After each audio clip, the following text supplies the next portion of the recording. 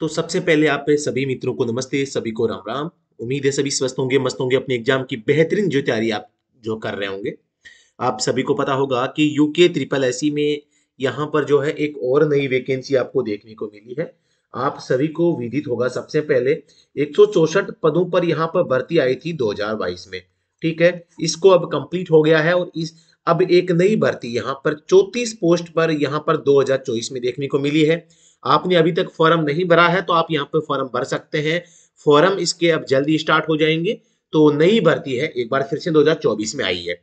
तो आज हम 2024 में जो भर्ती आई है इसकी तैयारी के लिए हम किस प्रकार से रणनीति तैयार कर सकते हैं उसके बारे में, और पिछली बार जो पेपर हुआ था उसमें क्या और कैसे पूछा गया है इसके बारे में थोड़ी सी जानकारी प्राप्त करेंगे। और सबसे पहले मैं बता दूं, आपका जो पेपर होगा वो 50 क्वेश्चन का होगा। 50 क्वेश्चन का पेपर होगा। मैं थोड़ा सा कलर कॉम्बिनेशन चेंज कर लेता हूं। 50 क्वेश्चन आपसे पूछे जाएंगे और इसमें आपको 25 क्वेश्चन तो देखो मिलेंगे। 25 question driving driving plus vehicle repairing parts हैं। और 25 क्वेश्चन जो होंगे वो आपके होंगे general knowledge, GK plus GS से। अब मैं आपको यहाँ पर बताना चाहूंगा, जो ये आपका ड्राइविंग पार्ट है इसमें 15 क्वेश्चन तो आपके पूछे जाएंगे मोटर व्हीकल एक्ट या इससे संबंधित, प्लस आपके 10% पूछे जाएंगे व्हीकल से संबंधित। ठीक है, व्हीकल थ्योरी से। इसके अलावा जो जीके है, जीके में यहाँ पर आपको 25 में से लगभग 12 से 13 क्वेश्चन यहाँ पे जो है हिस्ट्री हिस्ट्री से आपके आएंगे। वो भी हिस्ट्री कौन सी? History UK. ठीक है, 12-13% यहाँ से आ जाएंगे। प्लस 5 क्वेश्चन लगभग आपको कल्चर, CULTURE कल्चर से संबंधित आपको देखने को मिलेंगे। प्लस आपको 2 से 3 क्वेश्चन करंट अफेयर के देखने को मिलेंगे। 2-3 आपको करंट अफेयर की मिल जाएंगे। और 3 से 4 क्वेश्चन आपको यहाँ पे जनरल साइंस SCIENC। ये सारी चीजें मैं आपको अभी पेपर आपको दिखाऊंगा कि पेपर मतलब किस टाइप का आता है। मैं पेपर अभी सॉल्यूशन करवाऊंगा। इस पेपर को सॉल्यूशन कराने से पहले मैं आपको थोड़ा सा बैकग्राउंड बता रहा हूं। तो इस टाइप का जो आ सकता है, यहाँ पे आप देख पा रहे हैं 12, 5, 17 और 20, 24 लगभग हो रहे हैं। 25 क्वेश्चन आपके जनरल नॉलेज आएंगे। तो ये आपका बैकग्राउंड है, आपको पता होना चाहिए किस टाइप का पेपर आपका आएगा। अगर आप इसकी घर बैठे बेहतरीन तैयारी करना चाहते हैं तो बिल्कुल आप हमारा ऑफिशियल जो एंड्रॉइड एप्लीकेशन है स्टडी टूम, इसको डाउनलोड कर सकते हैं। कोई भी क्वेरी है तो आप इस नंबर पे व्हाट्सएप के माध्यम से भेज सकते हैं बिल्कुल। और ऑनलाइन मॉक टेस्ट है वो भी आप लगा सकते हैं। तो शुरू करते हैं आज के इस सेशन की। ये जो पेपर आज मैं आपको बताने जा रहा हूं, ये पेपर आपका 12 जून 2022 को हुआ था और इस पेपर को आज हम सॉल्यूशन करेंगे। सबसे पहले आप सभी को पता है प्रश्न नंबर 1 आपके सामने आ चुका है। तो बिल्कुल पेन कॉपी अपने पास में रखें। जो भी चीजें हम बेहतरीन तरीके से बताएंगे उनको आपको नोट डाउन करते रहना है ताकि कोई भी समस्या आपके सामने न आए और आप उन चीजों को एक बार में ही क्लियर कर लें। सबसे पहला प्रश्न, 100 मिली रक्त एल्कोहल की कौन सी न्यूनतम मात्रा है जो पाए जाने पर चालक को मोटर वाहन अधिनियम 1988 की धारा 185 के अधीन दंडित किया जा सकता है? यहाँ पे आप सभी को पता होगा मोटर व्हीकल एक्ट हमारे भारत में 1988 लागू है और इसमें कुल 217 धाराएं हैं। इनमें से धारा जो 185 है, 185 शराब पीने से संबंधित है और इसमें यह कहा गया है कि आपकी जो शराब पीने की क्षमता है वो 100 ml जो ब्लड होगा, 100 ml ब्लड होगा, 100 ml ब्लड होगा, इसमें 30 mg यानी कि मिलीग्राम एल्कोहल हो सकती है। इससे ज्यादा नहीं हो सकती। ठीक है, इससे ज्यादा नहीं हो सकती, कम हो सकती है। मतलब आपको शराब अब आग देखो अभी 30 mg क्यों है? क्योंकि कई प्रकार की जो मेडिसिन भी होती है जिनमें अल्कोहल की मात्रा होती है, तो फिर तो ये कह देंगे भी दवा भी नहीं लेनी। नहीं समझे? तो यानी कि आपके ब्लड में 100 ml में 30 mg से ज्यादा अल्कोहल नहीं हो सकती। अगर ऐसा पाया जाता है तो यहाँ पे जुर्माना होगा, जो कि 10,000 का जुर्माना या और 6 माह आपको मोटे मोटे मच्छर आपको जेल में काट सकते हैं भाई, है ना, ध्यान रखना। यही जुर्माना दूसरी बार में 15,000 हो जाता है और 2 वर्ष तक मोटे मोटे मच्छर आपको काट सकते हैं। तो आंसर ऑप्शन नंबर 1 इसका राइट आंसर हो जाएगा। अगले प्रश्न पे चलते हैं। भारत में पद्म भूषण प्राप्त करने वाले पहले पैरा एथलीट कौन है? पैरा एथलीट होते हैं जो विकलांग वगैरह व्यक्ति होते हैं ना, वो जो अभी ये खेलते हैं। तो प्रथम जो है पद्म भूषण प्राप्त करने वाले पैरा एथलीट कौन है? देवेंद्र झाझड़िया, जो कि राजस्थान के चूरू जिले से बिलोंग करते हैं। ठीक है, तो ये देखो इंडिया करंट का प्रश्न आ गया है। प्रश्न 3 आपके सामने है। किसी वाहन में टेकोमीटर का मापन करता है? टेकोमीटर, टेकोमीटर जो होता है मैं आपको पूरी जानकारी बताऊंगा। टेकोमीटर। टेकोमीटर है, इसको हम आरपीएम मीटर भी कहते हैं, आरपीएम मीटर इस नाम से भी जानते हैं। और आरपीएम की पूरा नाम होता है रिवॉल्यूशन पर मिनट, रिवॉल्यूशन, रिवॉल्यूशन, रिवॉल्यूशन पर मिनट, MINTUE मिनट्स। ठीक है, तो यहां पर आपको यह भी याद रखना है आरपीएम, और ये किसका मापन करता है? इंजन जो शाफ्ट होती है, इंजन शाफ्ट, इंजन शाफ्ट की गणना करता है प्रति मिनट। ठीक है, ये भी आपको यहां पर याद रखना है। तो यहां पर इंजन के आरपीएम का मापन करता है। ऑप्शन नंबर एक इसका राइट आंसर हो जाएगा। टेकोमीटर कह दो, आरपीएम मीटर कह दो। आरपीएम मीटर को देखो, आपको पता है गाड़ी में इस टाइप से बना होता है, यहाँ पे 0 1 2 3 4 5 और 6 यहाँ पे होता है, गुणा 1000 लिखा होता है, ये इसकी पहचान होती है भाई। ठीक है, और ये आपको ध्यान रखना है। अब आपसे पूछे कि गाड़ी जब हम स्टार्ट करते हैं तो उस समय बिना एक्सीलेटर दबाए आरपीएम मीटर का जो सुई है कहां रहती है? यहां पर लगभग 750 के आसपास रहती है। इस एक का मतलब 1000, दो का मतलब 2000 है, तो एक से थोड़ा सा कम पहले स्टार्ट के समय जब आप कोई भी गियर चेंज करते हैं तो लगभग 2000-2100 के आसपास आपका सुआ रहता है।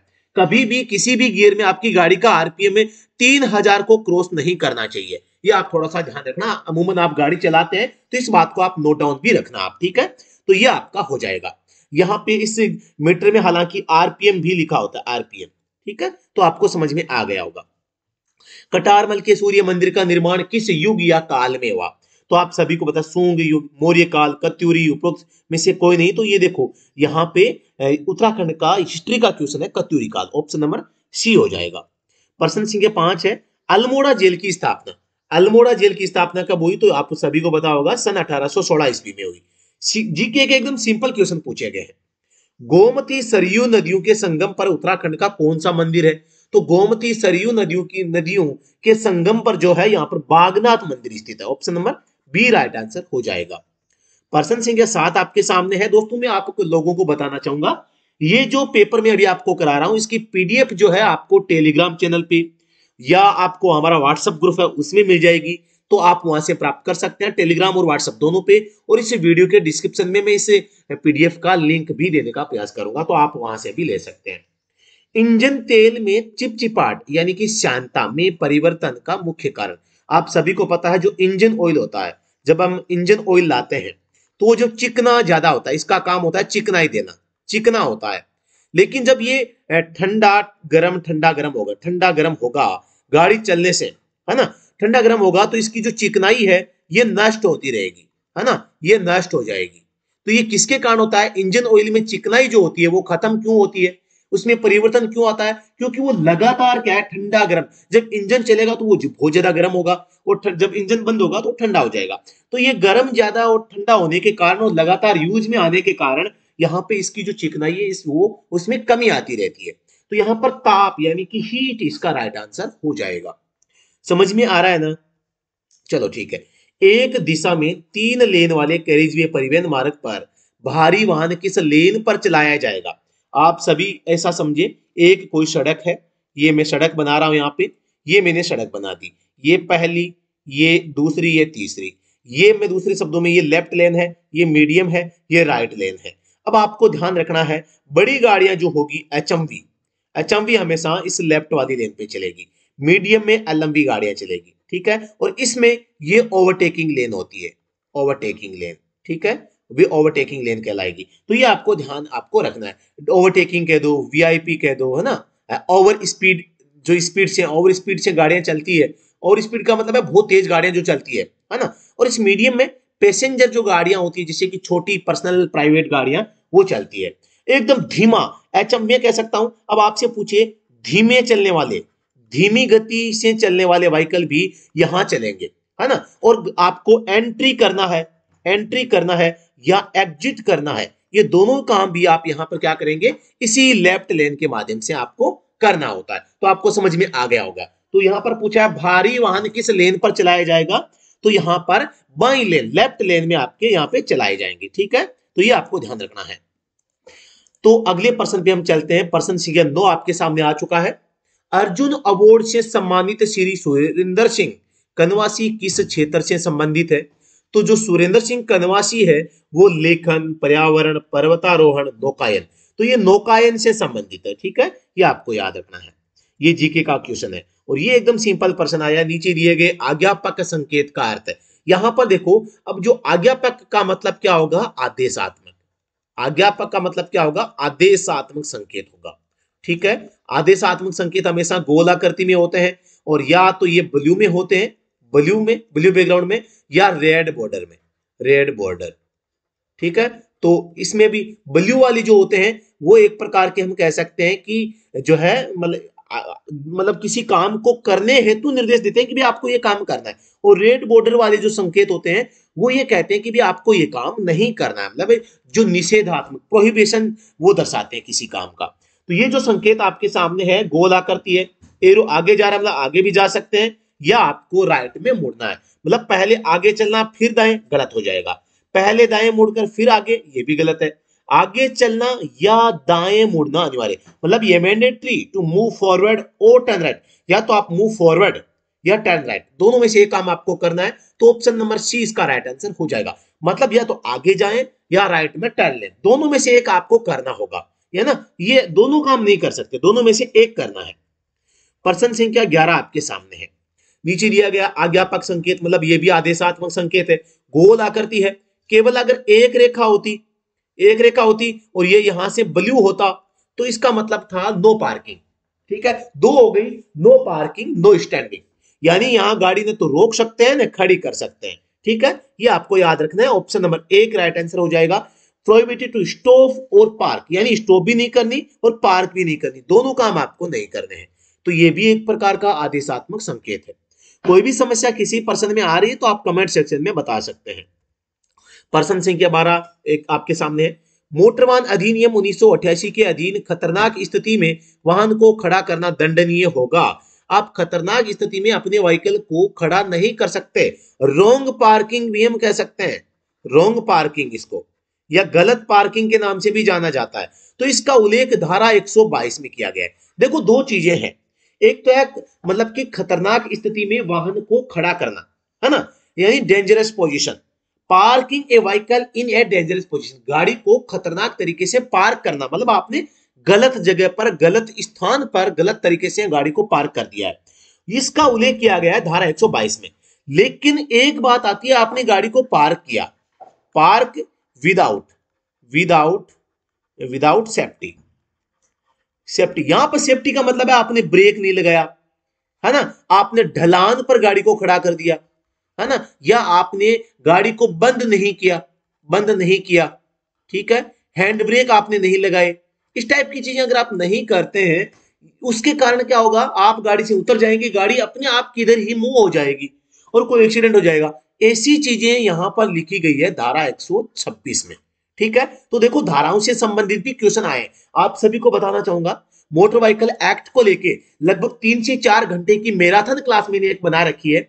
वो मैराथन क्लास ऐसी है कि उससे बाहर आपके एग्जाम में कुछ भी नहीं जाएगा। तो उस क्लास को आप जरूर ज्वाइन कीजिएगा, उसका लिंक मैं आपको वीडियो के डिस्क्रिप्शन में दे दूंगा। पूरा मोटर व्हीकल एक्ट आपको घर बैठे मात्र 3 से 4 घंटे में कंप्लीट मैंने पढ़ा रखा है, और इतने बेहतरीन तरीके से पढ़ा रखा है कि पूछो मत आप। ठीक है, तो उसको आप जरूर देख लेना। पेट्रोल इंजन को माना जाता है, आप सभी को पता होगा कि एक तो पेट्रोल इंजन है, एक डीजल इंजन है। पेट्रोल इंजन है वो आप सभी को पता है, इसमें होता है स्पार्क प्लग, तो इसलिए इसको हम कहते हैं एसआई इंजन। डीजल इंजन में होता है इंजेक्टर, या हम कह सकते हैं ये जो काम करता है संपीड़न के सिद्धांत पे काम करता है, इसमें स्पार्क प्लग नहीं होता, इसलिए संपीड़न के आधार पे काम करने के कारण इसको कहते हैं सीआई, यानी कि कंप्रेशन इग्निशन। ये देखो ये रहा, ये स्पार्क इग्निशन है, ये पेट्रोल इंजन है, कंप्रेशन इग्निशन है, ये डीजल इंजन है। तो इन दोनों का नाम होता है। पूछा जाता है पेट्रोल का तो हम ऑप्शन नंबर ए को सेलेक्ट कर देंगे, ये आपको ध्यान रखना है ना। तो ये आपको भाई स्पार्क प्लग कौन से में होता है, पेट्रोल में, इसलिए उसको स्पार्क इग्निशन। और डीजल इंजन जो होता है वो काम कैसे करता है, संपीड़न के सिद्धांत पे, तो उसको कंप्रेशन इग्निशन इंजन के नाम से जाना जाता है। राजभवन नैनीताल की स्थापना की गई थी, राजभवन नैनीताल की, उत्तराखंड का देखो हिस्ट्री का क्वेश्चन है, तो यहां पर 1897 ईस्वी में। ठीक है, सी हो जाएगा। उत्तराखंड के किस शहर का पुराना नाम गांस्तीगंज है, तो एकदम सिंपल सा क्वेश्चन है, Tanakpur, option number D right answer हो जाएगा। उत्तराखंड में हस्तशिल्प व हथकरघा के विकास हेतु क्राफ्ट डिजाइन केंद्र की स्थापना की गई है।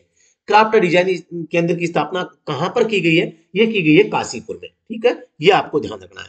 पंवार वंश को एक अन्य नाम से जाना जाता है, ये भी हिस्ट्री का क्वेश्चन है। तो पंवार वंश को कनक वंश के नाम से जाना जाता है। एकदम सिंपल क्वेश्चन है, हिस्ट्री के सीधे फैक्ट पूछे गए हैं। तो इसके जो नोट्स है आपके उत्तराखंड के हिस्ट्री के जो बेस्ट नोट्स है, जहां से ये क्वेश्चन छापे हैं, इनको लेकर हमने एक स्पेशली नोट्स तैयार कर रखे हैं। वो आप हमारा जो study at home official Android application है उसको डाउनलोड करके वहां से आप प्राप्त कर सकते हैं। आप कम से कम समय में बेहतरीन तैयारी आप कर सकते हैं। जी हाँ दोस्तों, बिल्कुल कर सकते हैं। हिमालयन इंस्टीट्यूट हॉस्पिटल ट्रस्ट जोली ग्रांट की स्थापना की गई थी, किसके द्वारा? स्वामी राम के द्वारा। ऑप्शन नंबर सी हो जाएगा। प्रश्न संख्या 19, एक व्यक्ति जिसे वाहन चलाने के लिए वैध अनुज्ञप्ति जारी नहीं की गई है, मतलब ड्राइविंग लाइसेंस उसके पास नहीं है और वाहन चलाता है, को दंडित किया जा सकता है। आप सभी को पता होगा हमारे भारत में मोटर व्हीकल एक्ट लागू है, वो भी कौन सा? 1988 का। इसमें टोटल 217 धाराएं हैं, लेकिन इसमें जो सेक्शन मैं बताऊंगा, सेक्शन 3 और 4 ये उल्लेख करती है कि आपके पास में ड्राइविंग लाइसेंस होना चाहिए और आपकी उम्र जो है 18 या 20 साल होनी चाहिए। अगर आप इन धाराओं के तहत डीएल प्राप्त नहीं करते हैं, डीएल, तो आप एक अपराधी है और इस अपराध होने का उल्लेख किया गया है धारा 180 व 181 में। दोनों ही के तहत यहां पर इसमें 181 में तो मालिक जिम्मेदार होता है, वाहन का मालिक जिम्मेदार है कि आपने बिना लाइसेंस वाले व्यक्ति को गाड़ी क्यों दी, और इसमें जिम्मेदार होता है चालक स्वयं। ठीक है, दोनों ही मामलों में 5,000 रुपए का जुर्माना यहां पर लगता है। ठीक है, ये आपको ध्यान रखना है। तो यहां पर 3 माह तक का कारावास या 5,000 रुपए जुर्माना या दोनों। तो ऑप्शन नंबर 1 इसका राइट आंसर यहां पे हो जाएगा। समझ में आया नहीं आया? आप सभी को पता होगा जो डीएल होता है, डीएल के लिए जो हम यहां पे एप्लीकेशन फॉर्म भरते हैं डीएल के लिए, ये आपको ध्यान रखना है। डीएल सबसे पहले हम लर्निंग लाइसेंस के लिए फॉर्म भरते हैं, तो लर्निंग लाइसेंस के लिए फॉर्म 2 में भरते हैं, डीएल के लिए भी फॉर्म 2 में भरते हैं। दोनों के लिए फॉर्म संख्या 2 काम में आता है। लर्निंग लाइसेंस है 3 में जारी किया जाता है, जबकि जो डीएल है वो फॉर्म संख्या 7 में जारी किया जाता है ना? ये आपको याद रखना है। अभी वर्तमान में फॉर्म संख्या जो 2 है वो किस किस काम आता है? आप सभी को पता होगा, लर्निंग लाइसेंस में, ड्राइविंग लाइसेंस में, कोई श्रेणी ऐड करवानी हो, आपका लाइसेंस रिन्यू करवाना हो, इन 4 कामों में अभी आपका फॉर्म संख्या 2 काम आता है। और पहले फॉर्म अलग अलग होते थे, लेकिन जब से सारथी पोर्टल 2019 में आया था, उसके बाद में ये चारों काम केवल फॉर्म संख्या 2 से ही हो जाता है, जब से ये ऑनलाइन प्रक्रिया प्रारंभ हुई है। तो लाइसेंस के बारे में आपको याद थोड़ा सा ये रखना है। फॉर्म से संबंधित 1-2 क्वेश्चन और आ जाते हैं, जैसे कि फॉर्म संख्या 1 और 1A। 1A जो होता है वो मेडिकल प्रमाण पत्र होता है, मेडिकल सर्टिफिकेट। मेडिकल सर्टिफिकेट की आवश्यकता कब कब पड़ती है? जब आप एचएमवी बनवाते हैं, या एलएमवी के मामले में आपकी जो उम्र है 40 वर्ष प्लस हो गई है, तो आपको यहां पर फॉर्म संख्या 1A भरना पड़ता है। लेकिन केवल एलएमवी बनवा रहे हैं, आपकी उम्र 40 से कम है, तो आपको फॉर्म संख्या 1 आपको भरना होता है। तो ये भी यहां से भी प्रश्न कई बार पूछ लिया जाता है ना? तो ये ध्यान रखना है। प्रश्न संख्या 20 आपके सामने है, परिवहन वाहन चालन के लिए लाइसेंस की वैधता, यानी कि यहां पर पूछा है ट्रांसपोर्ट व्हीकल। ट्रांसपोर्ट अगर आपको प्रश्न में दिख जाए ना नाम, ट्रांसपोर्ट या परिवहन शब्द दिख जाए, इतने में आपको उम्र करनी है 20 वर्ष। भाई 20 वर्ष का तो बनाएगा। और डीएल की जो वैलिडिटी होगी, पहले 3 थी, काटो, अब हो गई है 5 कब से हो गई है? 2019 में संशोधन के बाद में। ये आपको याद रखना है। ठीक है, कई बच्चे इसको 3 पढ़ते हैं पुराने प्रश्नों में, तो ये 3 नहीं है 5 है भाई। ये आपको स्पेशली ध्यान रखना है। संशोधन हो चुका है, ओल्ड रूल मैं आपको यहां पे लिख देता हूं। ठीक है, तो इस प्रकार से आपको याद रखना है। ऑप्शन नंबर 20 का राइट आंसर हो जाएगा। प्रश्न संख्या 21 आपके सामने आ चुका है। वाहनों में भारत स्टेज मानक प्राथमिक रूप से दर्शाता है। इससे भारत स्टेज को हम बीएस स्टेज के नाम से भी जानते हैं। भारत में बीएस स्टेज की जो भारत स्टेज की शुरुआत सन 2000 में की गई थी। और आप सभी को पता होगा वर्तमान में BS 6 चल रहा है, जो कि 1/4/2020 से चल रहा है। और ये BS क्या है? एक प्रकार का प्रदूषण मानक है। क्या है? प्रदूषण मानक है। और ये कोई भी व्हीकल कितना प्रदूषण कर सकता है उसकी मात्रा को निर्धारित करता है। हम सीधा सा कह सकते हैं ये जो प्रदूषण मानक है इसका संबंध पीयूसीसी सर्टिफिकेट जो होता है उससे होता है। ठीक है ना, ये आपको याद रखना है। अब आपसे पूछ ले कि पीयूसीसी और पीयूसी जो सर्टिफिकेट होता है वो यहाँ पर बीएस 4 और 6 जो व्हीकल है उनके लिए 12 मंथ का होता है और अन्य के लिए यहाँ पे 6 मंथ का होता है। ये आपको याद रखना है, पीयूसी से संबंधित भी मोस्टली पर्सन पूछ लिया जाता है। भारत स्टेज 4 जो कि 2017 में आया, भारत स्टेज 6 जो कि 2020 में आया, इन दो के व्हीकल अगर है तो आपका पीयूसी 12 माह का होगा, अन्य के मामले में 6 महीने का होगा। यहां से क्वेश्चन भी पुटअप होते हैं, आपको याद रखना है। तो यहां पर इस प्रश्न का जवाब क्या हो जाएगा, वायु प्रदूषण की मात्रा इंजन द्वारा जो निकाली जाती है उसको ये यहां पर दर्शाता है, यानी कि the amount of air pollutant produced by the engine. English और हिंदी दोनों में मैंने प्रश्न आपके लिए तैयार किए हैं तो आपको ज्यादा समस्या नहीं होगी। निम्न में से कौन भारत में ऑफ रोड कार रैली चालक नहीं है, यानी कि ये जो कार रेसिंग होती है उसमें कार का चालक नहीं है, जनरल नॉलेज का जीके करंट अफेयर का क्वेश्चन है। तो चेतन शिवराम ये है, विक्कू विनायक्रम ये नहीं है, गौरव गिल ये भी है और यहाँ पर डॉक्टर बिक्कू बाबू ये भी है। तो ऑप्शन नंबर 20 का राइट आंसर हो जाएगा। प्रश्न संख्या आपके सामने 23 है।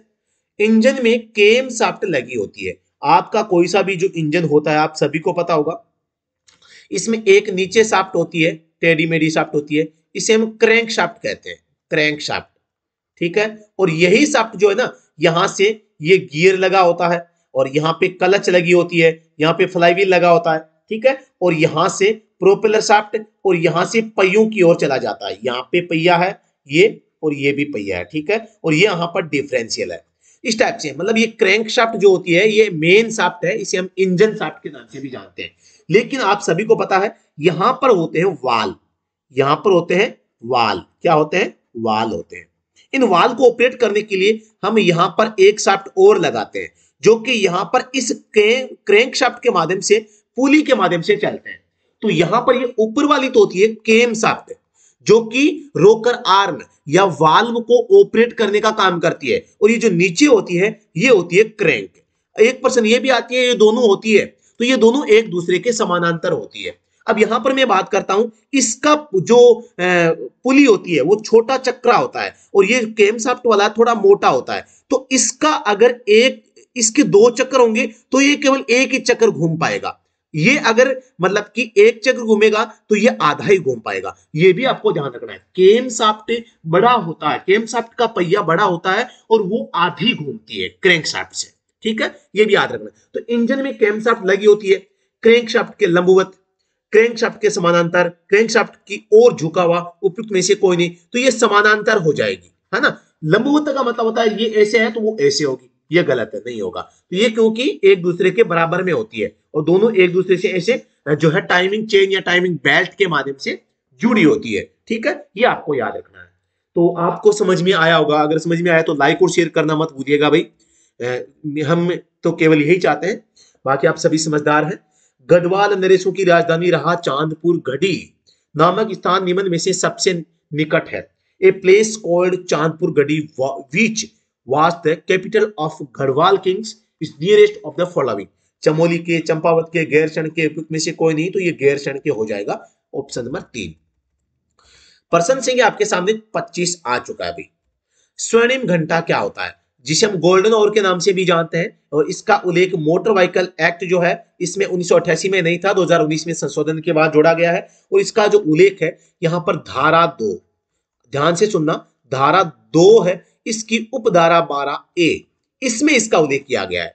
और ये 1 घंटा दुर्घटना के बाद का 1 घंटा जो फर्स्ट आवर होता है ना, किसी भी इंजरी या एक्सीडेंट के बाद में, जिसमें दुर्घटना में घायल व्यक्ति को मौत से बचाने का सबसे ज्यादा संभावना होती है, उस 1 घंटे को जिसमें हम घायल व्यक्ति का उपचार करते हैं, अस्पताल पहुंचाने का काम करते हैं, इस ओवर को जो है गोल्डन आवर के नाम से जाना जाता है। तो ऑप्शन बी राइट आंसर हो जाएगा।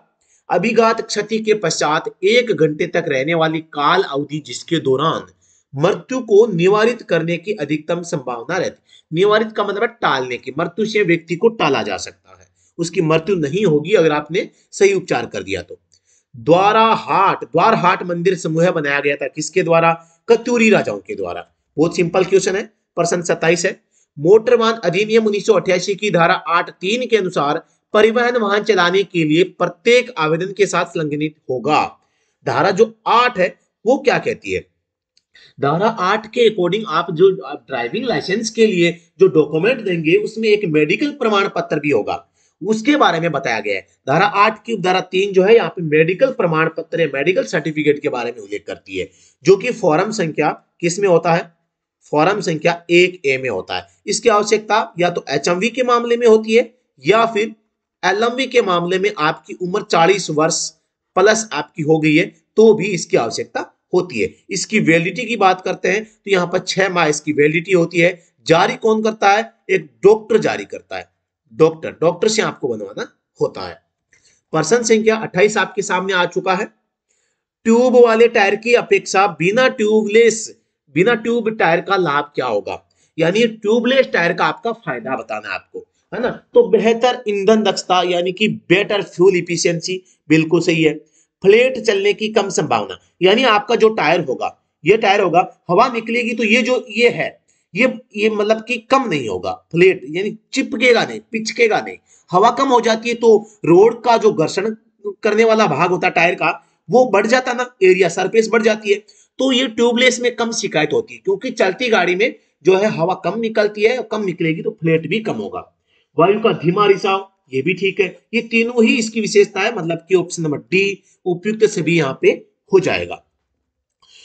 उत्तराखंड में प्रजामंडल आंदोलन प्रारंभ किया गया था। उत्तराखंड में जो प्रजामंडल आंदोलन है, स्वतंत्रता आंदोलन के समय यहाँ पर ये चलाया गया था। तो ये कब और किसके द्वारा प्रजामंडल आंदोलन? श्री देव सुमन के द्वारा इसको प्रारंभ किया गया था। ऑप्शन नंबर 1 इसका राइट आंसर हो जाएगा। प्रश्न 30 आपके सामने है। विश्व में HIV संक्रमितों में भारत की स्थिति कौन सी है? तो भारत में HIV जो है, जो मतलब HIV में भारत का जो स्थान है वो तीसरा स्थान है। चलो कम से कम फर्स्ट पे तो नहीं है।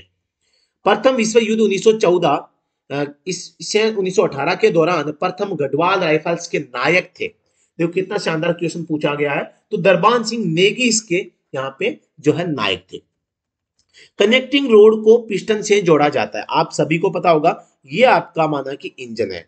इस इंजन में मैंने आपको बताया था यहाँ पर क्या होती है? ये तो होती है क्रैंक। क्या होती है? क्रैंक। ये होता है आपका पिस्टन। पिस्टन में होता है छेद और यहाँ पे आपको पता होगा यहां से ये होती है रोड, ये होती है कनेक्टिंग रोड। ये बिग एंड होता है, ये स्मॉल एंड होता है। इसको हम पिस्टन पिन के माध्यम से जोड़ते हैं और ये आपकी जो है क्रैंक पिन के माध्यम से जोड़ते हैं। तो ये इससे जुड़ी होती है, ठीक है, यहाँ पे इसके ऊपर जुड़ी रहती है। और ये आप ये क्रैंक पिन होगी, ये पिस्टन पिन होगी। तो अब पूछा है कनेक्टिंग रोड को पिस्टन से, तो ये कनेक्टिंग रोड है CC और ये है आपका पिस्टन। तो इन दोनों को जोड़ना पड़ेगा तो क्या काम में लेंगे? पिस्टन पिन या गजन पिन, है ना? तो ये काम में लेंगे। तो पिस्टन पिन के द्वारा option number D right answer हो जाएगा। ठीक है, इस पिस्टन पिन को 2-3 नामों से जाना जाता है। गजन पिन भी कह देते हैं, गजन, या रिस्ट पिन भी इसको कह देते हैं। ये नाम भी आपको याद रखने हैं। प्रश्न संख्या 33 आपके सामने है। हारुल उत्तराखंड की किस जनजाति का नृत्य है? तो ये जौनसारी जो जनजाति है उसका नृत्य है। प्रश्न संख्या 34 आपके सामने है। उत्तराखंड का हरेला पर्व जो है पौधारोपण से संबंध रखता है। ठीक है, अगले प्रश्न पे चलते हैं। प्रश्न 35, मोटर वाहन अधिनियम 1988 के अधीन ओमनी बस से तात्पर्य है। ओमनी बस किसे कहते हैं ये आपको थोड़ा सा बताना है। ठीक है, तो यहां पर आप सभी को पता होगा ओमनी बस होगी, क्योंकि एक तो होता है देखो मोटर टैक्सी, जो टैक्सी होती है, टैक्सी भी 2 प्रकार की होती है। एक तो होती है मतलब कि मैक्सी कैब, एक होती है मोटर कैब और एक होती है मैक्सी कैब।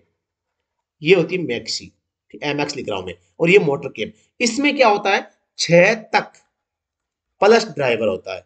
ठीक है, और इसमें 6 से 12 प्लस ड्राइवर होता है, इतने यात्री इसमें बैठते हैं। अब जो ओमनी बस होती है ना, ओमनी बस, इसमें कम से कम तो 6 है, कम से कम 6 से अधिक आप लिख सकते हैं प्लस ड्राइवर, ये होगा। तो यहां पर प्रश्न में क्या पूछा गया है? ओमनी बस। तो यहां पर देखो कई मोटर वाहन जो समान नहीं, ओमनी बस में हमेशा क्या आता है? यात्री आते हैं। ये दोनों हो नहीं सकते, फिर ये भी नहीं हो सकता। बचा यही, चालक को छोड़कर 6 से अधिक यात्रियों को ले जाने के लिए निर्मित या अनुकूलित कोई मोटर वाहन। Option number B right answer हो जाएगा। ऑटोमोबाइल में बैटरी का मुख्य कार्य क्या होता है? बैटरी जो होती है उसका मेन काम आप सभी को पता है, गाड़ी को स्टार्ट करना होता है।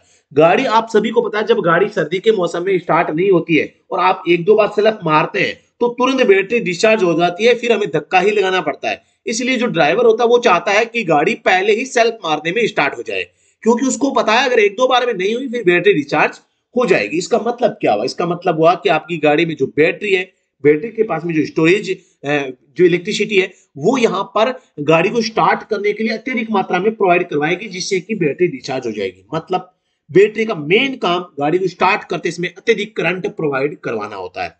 तो यहाँ पर बैटरी का काम भी यही हो जाएगा, इंजन स्टार्ट करते समय स्टार्टर मोटर को चालू करने के लिए अत्यधिक मात्रा में विद्युत की आपूर्ति। ये सब देखो, ये बिल्कुल सही है, option number D right answer हो जाएगा। Supplying a large amount of electricity to turn the starter motor when starting the engine. तो थोड़ा सा अगले प्रश्न पे चलते हैं। प्रश्न संख्या 37 आपके सामने आ चुका है। मोटर वाहन अधिनियम 1988 के अधीन ई गाड़ी और ई रिक्शा से तात्पर्य क्या है? ई गाड़ी और ई रिक्शा का मतलब सीधी सी बात है, बैटरी से चलने वाली गाड़ियां, ठीक है। और इनका जो उल्लेख किया गया है धारा 2 की उपधारा एक एक में किया गया है, ठीक है। 2 की 1 जो उपधारा है, 1 की 1 है, इसमें आपको यहाँ पर इसका उल्लेख मिलेगा, ठीक है ना। तो यहाँ पर आपको ध्यान रखना है। इसमें अब ई गाड़ी और ई रिक्शा के बारे में आपको बताना है। माल या यात्रियों के वाहन हेतु 3 पहियों को धारण करने वाला 4000 वाट से अधिक शक्ति का विशेष प्रयोजन बैटरी 40 सशक्त यान। दूसरा, ई गाड़ी ई रिक्शा को डीजल से चलाया जाता है, गलत होगा। पेट्रोल से चलाया जाता है, गलत होगा। शारीरिक शक्ति से चलाया जाता है, गलत होगा। यानी कि हम कह सकते हैं ई रिक्शा या ई गाड़ी होगा जो 3 पहिया धारण करता है और उसकी कैपेसिटी 4000 किलोवाट से कम होती है, तो वो ई रिक्शा या ई गाड़ी कहलाता है। तो ऑप्शन नंबर 1 इसका राइट आंसर हो जाएगा। प्रश्न संख्या 38 पे चलते हैं। श्री भुवनेश्वरी महिला आश्रम अंजनी सेन टिहरी गढ़वाल के संस्थापक कौन थे? तो यहाँ पे स्वामी मनमंथन थे, ठीक है। अगले प्रश्न पे चलते हैं। तंबाकू निषेध दिवस होता है, तंबाकू निषेध दिवस कब मनाया जाता है? 31 मई को मनाया जाता है। प्रश्न संख्या 40 आपके सामने आ गया है। आपको इस संकेत के बारे में बताना है। नीचे दिए गए अज्ञापक संकेत का अर्थ होता है मार्ग अवरुद्ध, आपदा क्षेत्र, प्रवेश वर्जित, चौराया। तो त्रिभुज के अंदर कोई अगर क्रॉस है मतलब कि चौराया है। क्या है? चौराया है। तो ऑप्शन नंबर यहाँ पे हो जाएगा डी राइट आंसर। प्रश्न संख्या 41 आपके सामने है। भारत सरकार द्वारा फूलों की घाटी को राष्ट्रीय उद्यान घोषित किया गया। Valley of flowers was declared A national park by the government of India. तो यहाँ पर 1982 में फूलों की घाटी को राष्ट्रीय उद्यान का दर्जा दिया गया। प्रश्न संख्या 42 आपके सामने है। ब्रेक फ्लूइड द्रव्य का मुख्य कार्य होता है। यहाँ पर एक तो ब्रेक ऑयल होता है, मैं सीधे शब्दों में बताना चाहूंगा, ब्रेक ऑयल होगा, एक आपका इंजन ऑयल होगा, इंजन ऑयल, इंजन ऑयल। अब ये देखो इंजन ऑयल तो क्या है? पार्ट्स घर्षण रोकना या गर्म होने से रोकना, मतलब कि इसका मेन काम है चिकनाई देना। चिकनाई को हम दूसरे शब्दों में लुब्रिकेशन या स्नेहन कह सकते हैं। लेकिन जो ब्रेक ऑयल है इसमें चिकनाई की आवश्यकता नहीं होती। इसमें जो हम पांव से हम ब्रेक को दबा रहे हैं तो आसानी से दब जाए, मेन काम ब्रेक ऑयल का ये होता है। तो हम कह सकते हैं कि पावर को ट्रांसफर करने के लिए ब्रेक ऑयल का इस्तेमाल किया जाता है। तो पावर ट्रांसफर, ठीक है, ये आपको याद रखना है। तो शक्ति व बल का हस्तांतरण यानी power and force transfer, option number B right answer हो जाएगा। ये आपको ध्यान रखना है। अब यहां पर बात आती है ब्रेक ऑयल के रूप में हम डॉट 3 या डॉट, अब देखो मैंने गलत लिख दिया, मैंने खुद ने ये गलत लिख दिया है, आपको याद रखना डॉट ऐसे नहीं लिखा जाता, डॉट लिखा जाता DOT। डॉट 3 या डॉट 4 ग्रेड का ऑयल ब्रेक में आता है और 250 ml का कंटेनर आप मार्केट से परचेज करते हैं। एक होता है इंजन ऑयल जो कि लगभग 15W40 जो इंजन ऑयल होता है, इसका ग्रेड ये होता है, ठीक है, ये आपको याद रखना है। तो यहां पर option number B right answer हो जाएगा। अगले प्रश्न पे चलते हैं। प्रश्न संख्या 43 आपके सामने आ चुका है। निम्नलिखित में से कौन सी बीमारी या बीमारियां अशुद्ध जल के उपयोग से होती है? टाइफाइड है, पीलिया है, हैजा, पेचिस और उपयुक्त सभी। तो यहाँ पे ये सभी बीमारियां जो है यहाँ पे जो है अशुद्ध या गंदे जल के कारण होती है, ठीक है, ये आपको याद रखना है। देखो जनरल साइंस का क्वेश्चन है, जो कोई सुरक्षा बेल्ट पहने बिना मोटर वाहन चलाता है निम्न जुर्माने से दंडित किया जा सकता है। आप सभी को पता होगा कि धारा 194 जो है, इसका जो सबसेक्शन है वो कौन सी उपधारा, आप कमेंट सेक्शन में बताएं कि कौन सी धारा के तहत यहां पे सीट बेल्ट नहीं लगाने पर जुर्माना होता है। ये बताएं आप। जुर्माना तो 1000 रुपए है, लेकिन धारा कौन सी है? तो यहां पर आप सभी को पता होगा जुर्माना तो होगा 1000 रुपए। यहां पर आपको ध्यान देना है, धारा 194 में जो संबंध है वो ओवरलोडिंग से संबंधित है। ओवरलोडिंग, ओवरलोडिंग, ठीक है। लेकिन अब इसके सबसेक्शन है, जैसे कि धारा 194 ए, ठीक है। तो ये है यात्री, यात्री ओवरलोडिंग, ओवरलोड, यात्री ओवरलोड, ठीक है। अब धारा 194 बी जो है, यहां पे सीट बेल्ट है, सीट बेल्ट, ठीक है। धारा 194 सी, मोटरसाइकिल पर 2+ अगर आप यात्री बैठाते हैं। धारा 194 डी जो है हेलमेट से संबंधित है, हेलमेट, ठीक है। धारा 194 ई वो है आपातकालीन वाहनों को रास्ता न देना, आपातकालीन वाहन, इमरजेंसी व्हीकल, वाहन, ठीक है। और धारा 194 जो एफ है वो है हॉर्न से संबंधित, निषेध क्षेत्र में आप हॉर्न का प्रयोग करते हैं तो यहां पर जुर्माना आपके ऊपर लगाया जा सकता है। तो ये आपको याद रखना है, धारा 194 में ये हो गया एफ, ठीक है। तो ये आपको थोड़ा मोस्टली ध्यान रखना है सभी के बारे में। अब देखो इसका जो जुर्माना है वो 20,000 है, 20,000 प्लस 2,000 प्रति टन। यात्री ओवरलोडिंग है, यहां पर 200 रुपए प्रति पैसेंजर जुर्माना है। सीट बेल्ट का 1000 जुर्माना है। 2 से अधिक व्यक्ति मोटरसाइकिल पर बैठा होगे तो भी 1000 जुर्माना है। हेलमेट का 1000 जुर्माना है। आपातकालीन वाहनों का 10,000 का जुर्माना है। हॉर्न का प्रयोग गलत करते हैं तो 1000 का जुर्माना है। इस टाइप से ये जुर्माना राशि भी आप याद रख सकते हैं, ठीक है। तो ये आपको थोड़ा सी जानकारी बेसिक थी, मैं आपको दूसरे शब्दों में बताना चाहूं तो आप इसमें देख सकते हैं, इसका स्क्रीनशॉट ले सकते हैं कि किसमें कितना और कैसे जुर्माना है, ठीक है ना। तो आपने देख लिया होगा। मैं चलता हूं वापस अपने मेन टॉपिक पे। चलते हैं प्रश्न संख्या 45। तंबाकू की लत होती है, तंबाकू में कौन सा जो है यहाँ पे पदार्थ होता है जिसकी वजह से उसकी लत पड़ जाती है? तो इसमें निकोटीन होता है भाई। जनरल साइंस का क्वेश्चन या जीके का हम क्वेश्चन कह सकते हैं, निकोटीन के कारण। तो प्रश्न संख्या 46 आपके सामने है। एचआईवी पॉजिटिव व्यक्तियों के लिए प्रतीक है सफेद रिबन, नीला रिबन, लाल रिबन, पीला रिबन। तो जो लाल रिबन होता है वो एचआईवी पॉजिटिव होता है, उसके लिए ये संकेत होता है लाल रिबन, ठीक है, याद रखना है आपको। प्रश्न संख्या 47। टिहरी रियासत में कीर्ति नगर आंदोलन हुआ, तो कब हुआ था? ये हुआ था 1948 में, ठीक है। Option number B right answer हो जाएगा। प्रश्न संख्या 48 है। मध्यकालीन उत्तराखंड में सिरतान किस व्यवस्था से संबंधित था? सिरतान जो है इसका संबंध किससे है? भू व्यवस्था से इसका संबंध होता है। भू व्यवस्था यानी कि ये कल्चर का क्वेश्चन आपके आ गया, संस्कृति का। प्रश्न संख्या 49। वाहन के टायर के नामकरण में 145, 70, आर 12 में आर का क्या आशय है? तो ये जो आर है ये रेडियल टायर को दर्शाता है, ये रेडियल टायर है पहली बात तो, है ना। तो यहां पर ये रेडियल होगा और ये जो 12 होगा ये डायामीटर होगा, डायामीटर, ठीक है।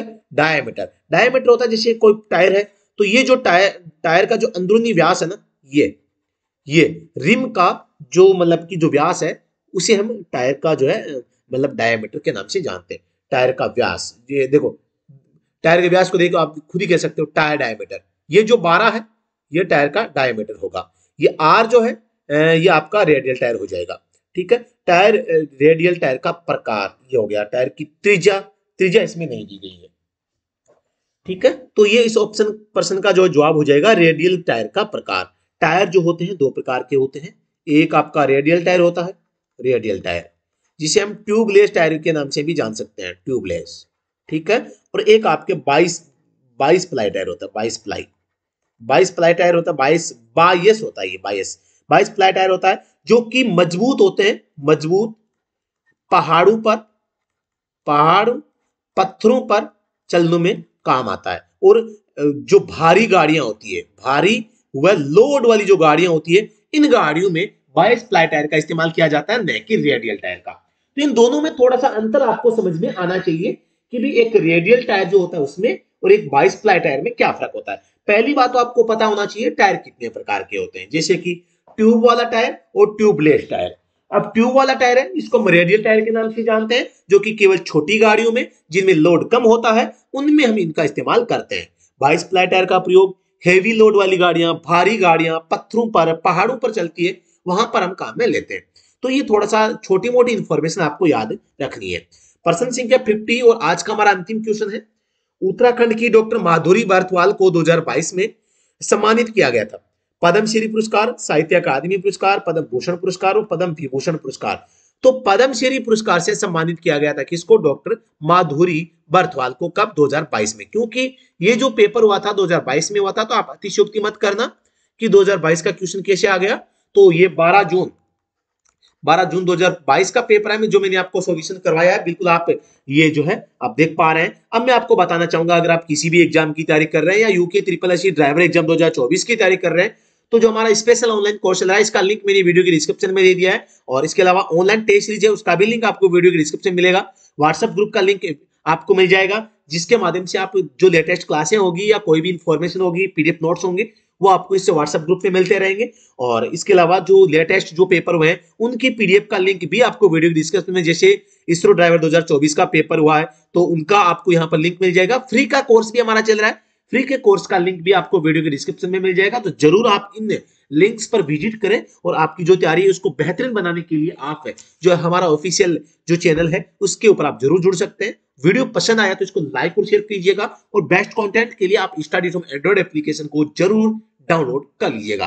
कोई भी क्वेरी हो, किसी भी प्रश्न में आपको आशंका हो, तो आपको यहां पर इस नंबर पे व्हाट्सएप पे अपनी क्वेरी भेज देनी है। नंबर आपकी स्क्रीन पे सामने दिखाई दे रहे हैं। तो जी हाँ दोस्तों, उम्मीद है कि आप बेस्ट होंगे और जबरदस्त होंगे, बेहतरीन तैयारी आप कर रहे होंगे। जी हाँ दोस्तों, थैंक यू सो मच और नमस्कार और धन्यवाद। Thank you so much.